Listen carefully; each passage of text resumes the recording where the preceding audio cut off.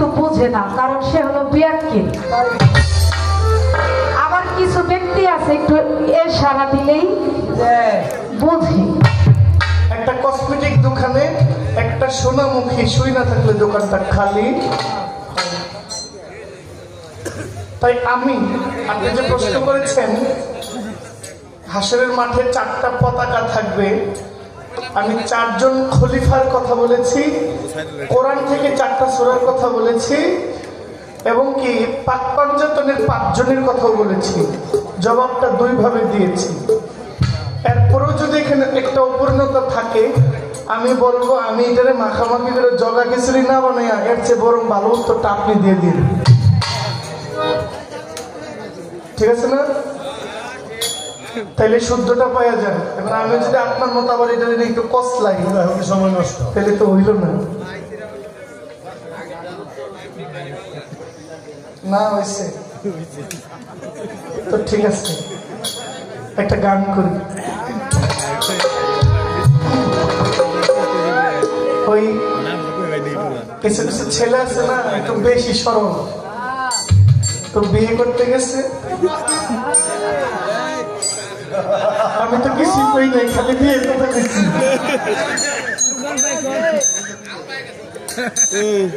তো বিয়ের পরে যখন কবুল টবুল সব শেষ, একটু মিষ্টি মুখ করায় না, আমারও করাইছিল। এখন যেমন বুঝি তখন যদি এমন বুঝতাম তাহলে এইটাম করতাম।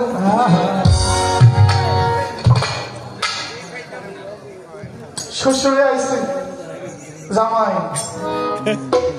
খুব শখ করে আমার মেয়েটা বড় করছি। যদিও আমি হাসতে হাসতে বলছি, ওই সময়টা একজন বাবা জানে যে নিজের ঘরের সবচেয়ে আদরের বস্তু ছিল তার মেয়ে, এই আদরের বস্তুটা আরেকজনের কাছে দিচ্ছে। জীবনে চিনা নাই, জানা নাই, দেখা নাই, শোনা নাই, হঠাৎ করে এই ঘরের একটা মেয়ে ওই ঘরে গিয়ে মানায় উঠতেও তো একটা সময়ের ব্যাপার। বাবা খুব আদরের মেয়ে, এক আল্লাহর হাতে দিলাম, আরেক তোমার হাতে দিলাম।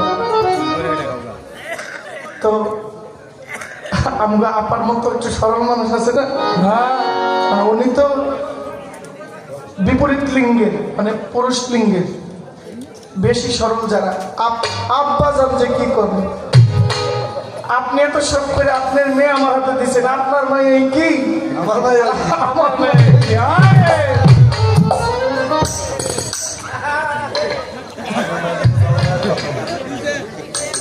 বেশি সরল। আমার আজকের দশাটাও এমন হয়েছে।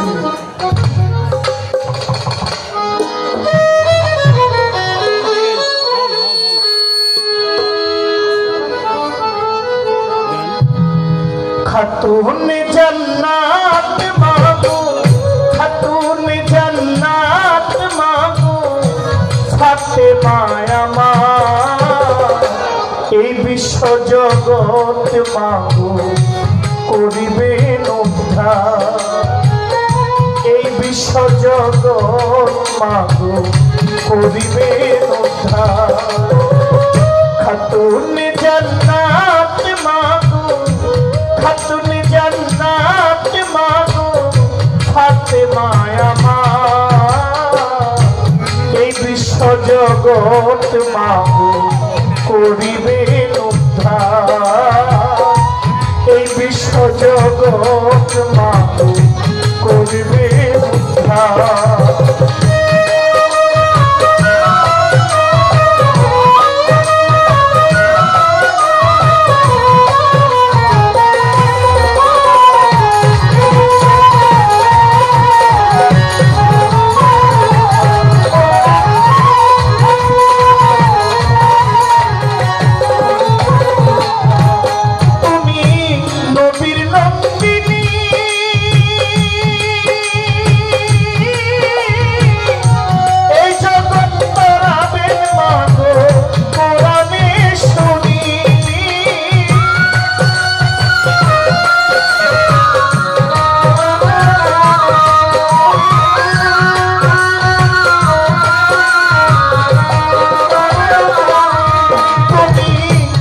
নবীর নন্দিনী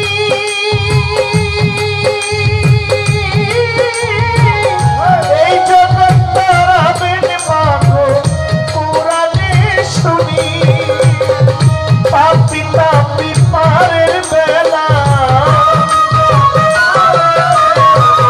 ভব সিন্ধু পারের বেলায় জননী আমার এ বিশ্ব জগৎ মা করিবে উদ্ধার এ বিশ্ব জগৎ মা করিবে উদ্ধার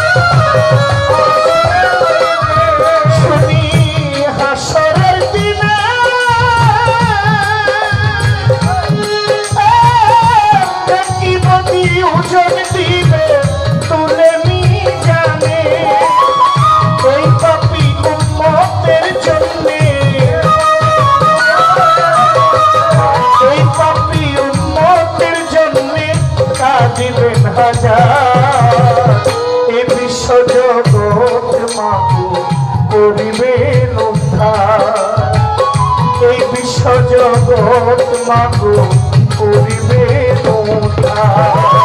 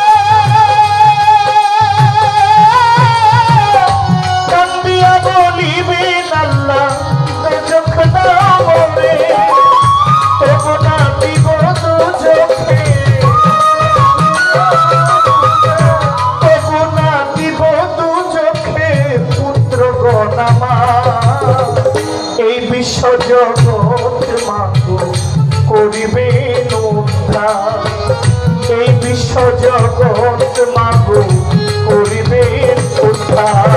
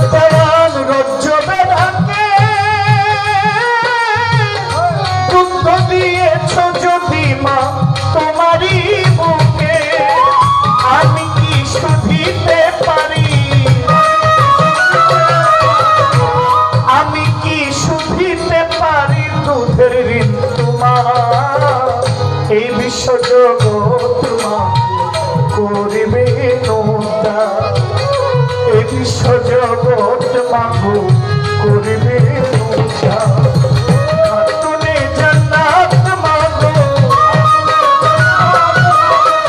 খাতুনে জান্নাত মাগো ফাতেমা আমার, এই বিশ্ব জগৎ মাগো করিবে উদ্ধার, এই বিশ্ব জগৎ মাগো করিবে উদ্ধার, এই বিশ্ব জগৎ মাগো করিবে উদ্ধার।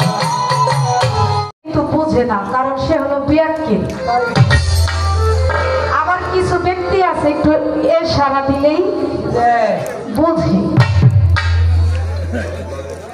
সে যে আমারে একটু ইশারা দিছে, আমি তার বিয়াক্কিল না, আমি কিন্তু বুঝতে পারতেছি।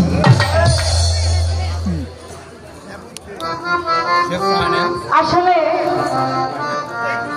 আপনারা সবাই খুশি হয়ে গেছে, কিন্তু আপনারা খুশি হইলে আমি বেশি খুশি নাই। খুশি নাই এই জন্য এই যে জালালউদ্দিন রুমির কথা মনে পড়ে, মাওলানা জালালউদ্দিন রুমি। আর হলো যে এক দরবেশ, তার নাম হলো জালাল। ওই জালাল ভক্ত আর জালালউদ্দিন রুমি, এই দুইজনের মধ্যে লাগছিল একটু তর্ক বিতর্ক। পাগল হলো পা দিয়া মসজিদের দিকে পা দিয়া শুয়ে রয়েছে। জালালউদ্দিন রুমি যায় বলছে, কিরে বেটা, তুই মসজিদ ঘরে নামাজ পড়স না? মসজিদ ঘরের ভিতরে সবাই যায় নামাজ পড়ে, পবিত্র জায়গা, তুই সেই দিকে পা দিয়ে শুয়ে রয়েছিস? তোর মতো এরকম পাগল কোথাও দেখি নাই। ওই পাগলাই বলছিল জালালউদ্দিন রুমিকে, আচ্ছা তোমাকে একটা প্রশ্ন করি। কি প্রশ্ন? যে এই মসজিদ ঘর আল্লাহর ঘর, এখানে পূর্ব পশ্চিম উত্তর দক্ষিণ, তোমার কাছে একটা প্রশ্ন, আল্লাহ কোন দিকে নাই বলো? এখন রুমি মনে মনে চিন্তা করে, যেই প্রশ্ন আমাকে করছে, আমি যেই দিকে তাকাই সেই দিকেই তোমার আল্লাহ। আমি কোন দিকে বলবো যে এই দিকে আমার আল্লাহ নাই? এখন আমি যদি পশ্চিম দিকে পা না দিয়া যদি আমি দক্ষিণে দেই, সেখানেও আল্লাহ। উত্তরে দিলেও আমার আল্লাহ, পূর্বে দিলেও আমার আল্লাহ। তাহলে সর্বদিকেই তো আমি পা দিলে আমার আল্লাহ, তাহলে কোনো জায়গায় কিন্তু বাকি নাই। এবার বলে, তাহলে এই ঘরের মালিককে? জালালউদ্দিন রুমিকে প্রশ্ন করেছি, বলে এই ঘরের মালিকও আল্লাহ। তখন উনি বলে, হ্যাঁ, তোমার মালিকের থেকে ঘর বড় হয়েছি। যে ঘর বানাইলো তারে তুমি চিনো না, তুমি ঘর নিয়া বিবেক বিবেচনায় আছো। ঘর তো এরকম, ওই জামানার মধ্যে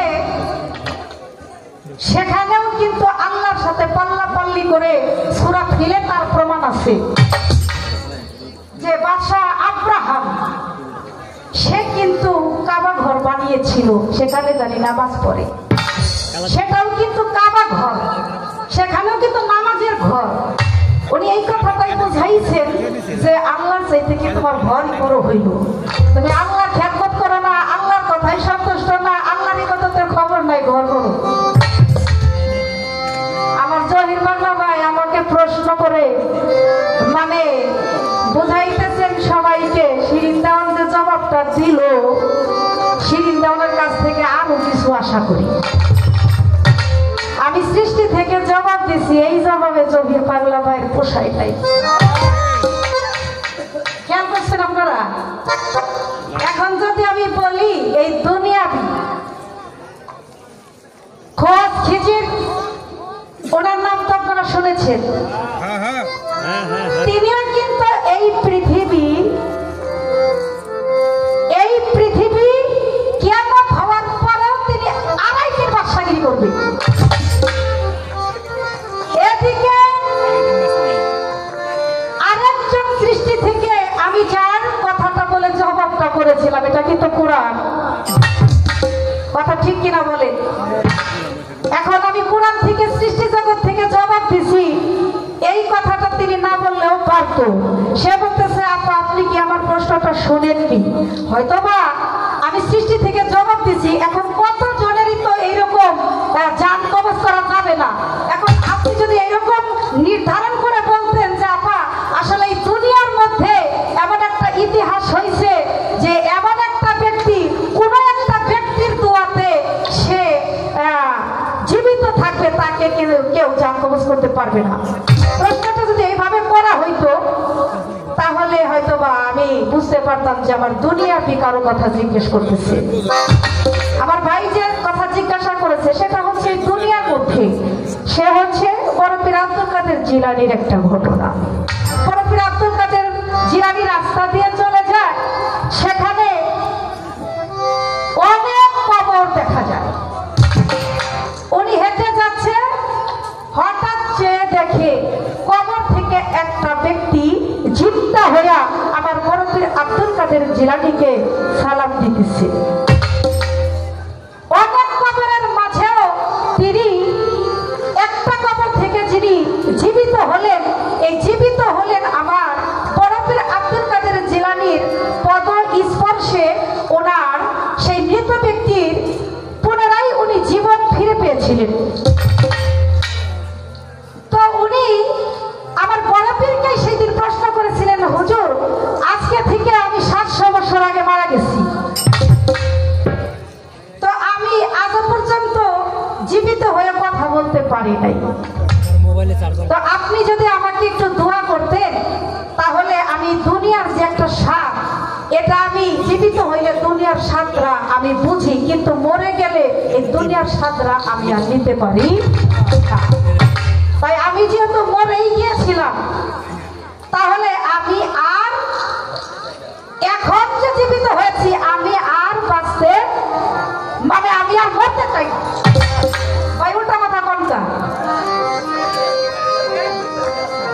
উনি তো একবার মরছে, আর বাঁচতে চাই না, এটা কি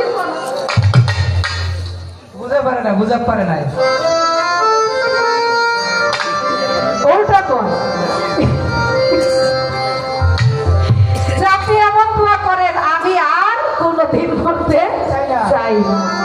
বড় পীর সেই দিন তার মাথায় হাত বুলিয়ে তাকে আশীর্বাদ করেছিলেন, দোয়া করেছিলেন যে তুমি যেহেতু জীবিত হয়েছ এবং তুমি দুনিয়ার স্বাদ গ্রহণ করতে চাও, দুনিয়ার স্বাদ গ্রহণ করতে হলে তুমি নামাজ পড়বা।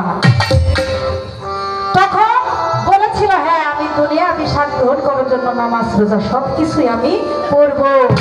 তখন আমার বড় পীরের সেই আশীর্বাদে তিনি বেঁচে গেলেন। এখনো পর্যন্ত এই 1100 বছর পর্যন্ত এইভাবে আমার বড় পীরের দোয়ায় তিনি বেঁচে ছিলেন। ওনার নাম হলো জামানিল্লাহ। এই হলো এক ঘটনা। আর একটা ঘটনা আছে সেই জীবনীতে 500 বছর আগের কথা। উনিও বড় পীরের এক ভক্ত। সেই 500 বছর আর হারালো 1100 বছর। করতেছেন আপনারা? ওই ভক্ত হলো 1100 বছরের ঘটনা। সে হলো জামানিল্লাহ। আর 500 বছর আগে যিনি জীবিত হয়েছিলেন তাকেও বড় পীর দোয়া করেছিলেন। ওই ভক্তের নাম হলো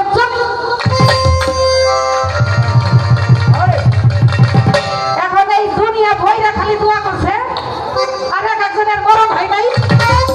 কোন জবাব জানি দিন আল্লাহ তা ভালো জানে।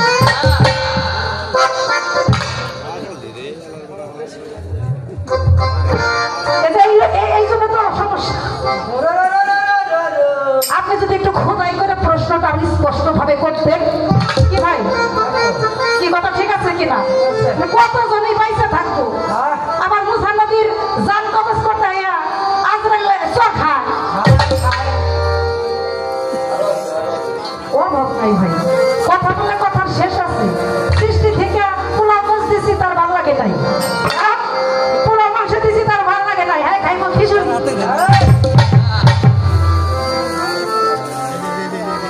আবার আরেকটা কথাই ঠেকাইছি, কিছু কিছু কথা আছে, মানে আপনাদেরকে আমি বলি, মানুষ যখন মারা যায় বাবা তখন তো সে মৃত ব্যক্তি নাকি?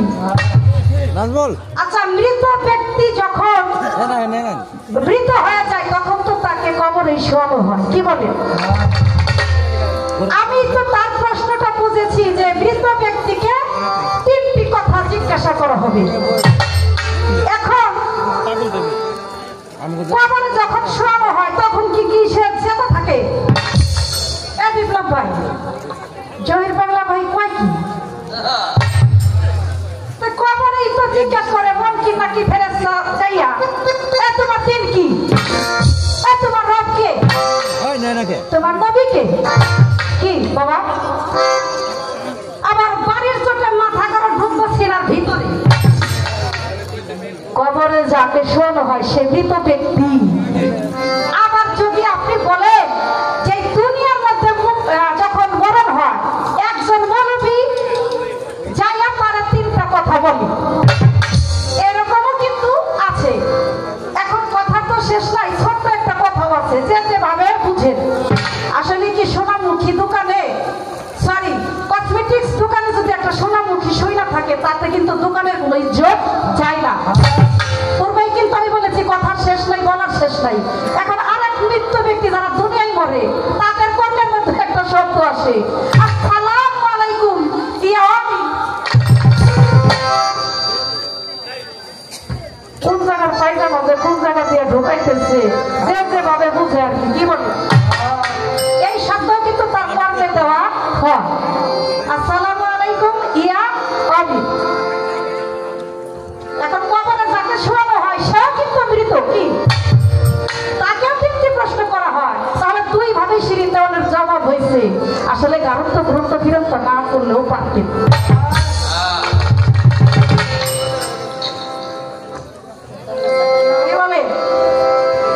এইটা কইয়া মার্কেট নিব নাম তো করছেন, এত নাম করে কি করবে? হ্যাঁ জহির বাংলা ভাই, আবারও বললাম কসমেটিক্স দোকানে ভ্যারাইটিস সবাই থাকে, একটা সোনামুখী না থাকলে দোকানের কিছু আয়ও না যায়ও না।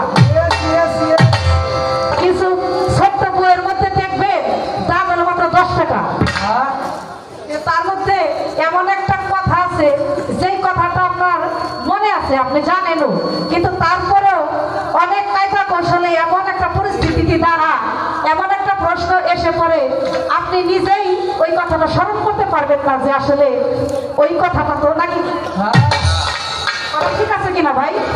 মানে ওই কথাটা একদম সিম্পল একটা কথা, কিন্তু আপনি দেখবেন ইম্পর্টেন্ট একটা কাজে গেছেন, ওই ছোট্ট কথাটা আপনার বলে যে যাই, কিন্তু আপনি ভাবছেন একরকম, আপনি ভাবছেন আপনার মতো একরকম করি, কিন্তু যিনি বলেন তিনি ভাবছেন তার মতো। তো এই জন্য আপনি যেমন ভাবে আমাকে প্রশ্নটা করেছিলেন আমি আমার মতো করে বুঝাম ওইভাবে জবাব করেছিলাম, আর আপনি যে আপনার মতো বলেছেন আপনার মতো করে জবাব এখন দিয়ে দিলাম। এখন একটা প্রশ্ন করে যাব আমি ভাই, আমি যে আপনাকে প্রশ্ন করেছিলাম এই 4 কর্নারের 4টি পতাকা, ওই পতাকার মধ্যে কিছু কোরআনের আয়াত লেখা থাকবে, আমার প্রশ্নটা কি আপনি বুঝতে পারছেন? এই 4টা খুঁটিতে 4টা পতাকা থাকবে, পতাকার মধ্যে 4টি আয়াত লেখা থাকবে। আমি কিন্তু আপনাকে আয়াতের কথা জিজ্ঞাসা করেছি, কি কথা মনে আছে আপনাদের? আয়াতটা কি এবং মাঝখানে যে একটা পতাকা থাকবে ওই পতাকার মধ্যেও একটা আয়াত লেখা থাকবে, সেটা কোরআন শরীফে। একটা পতাকার দল আরেকটা পতাকায় যেতে পারবে না। আপনি আমার প্রশ্নের জবাবটা যেভাবে দিয়েছেন সুন্দর দিয়েছেন, কিন্তু আরেকটু স্পষ্ট করতে হবে।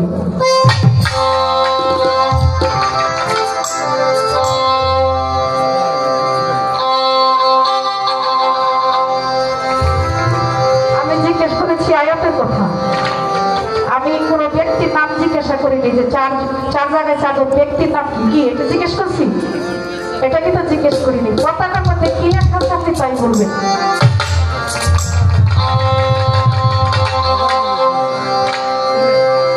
একদিন চিঠি দিয়া হইবে ডাকাতি, ঢাকাবাসী রে, চিঠি দিয়া হইবে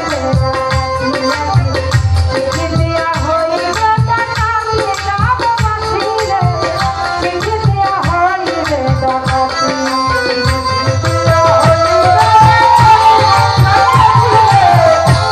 দিয়া হইবে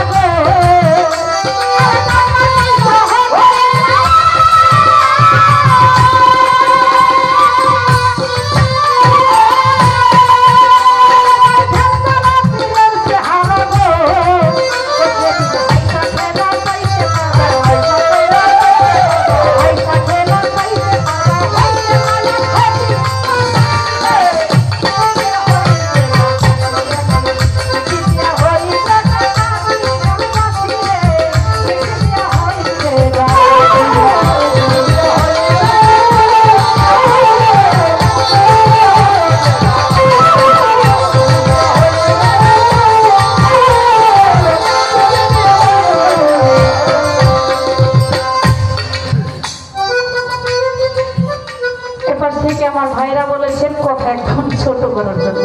কথা কোনো বলতে চাই না, আমি প্রশ্ন করি নাই, একটি প্রশ্ন করে শুধু আমি আমার ভাবের গানে চলে যাব, কথা আর না বাড়িয়ে। আপনার কাছে আমার একটু জানার বিষয়, বেহেশতীদের শান্তির কথা, বেহেশতীদের শান্তির কথা পবিত্র কোরআন শরীফে অনেকবার বলেছেন।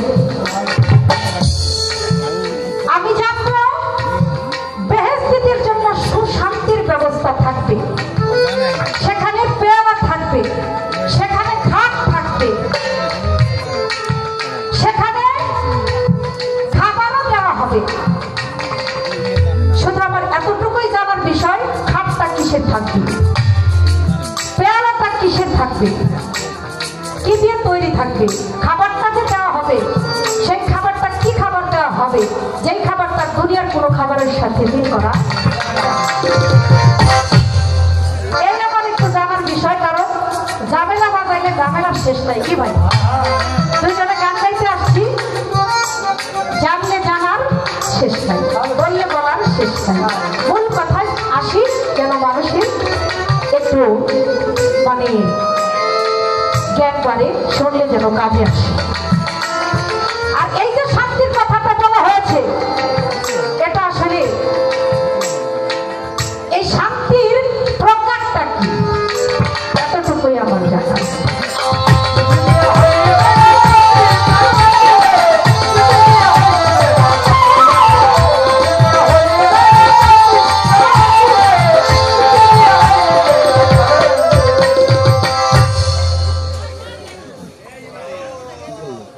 আমাকে বলেছিলেন আমার রশিদ বাবার একটি গান গাইতে। আপনারা যদি এখন বলেন এখানে যারা আমাদের